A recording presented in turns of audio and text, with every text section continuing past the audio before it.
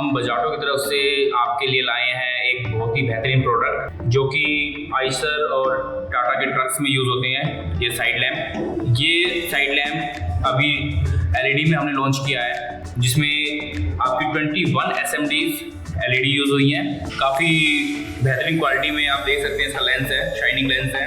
Lens की जो quality है वो एक्रेलिक में है, और जो आप बेस देखेंगे फ्लैट बेस है। बेस आपका A.B.S के अंदर है। तो इन दो बोल्टों के थ्रू ये गाड़ियों में फिट किया जा सकता है। इसका जो है बोल्ट डिस्टेंस है 120 mm। इन लाइटों को मैं आपको जला के दिखा देता हूँ। ये आप देख सकते हैं, इनकी एलईडी की जो है लाइटिंग देखिए, काफ़ी अच्छी है।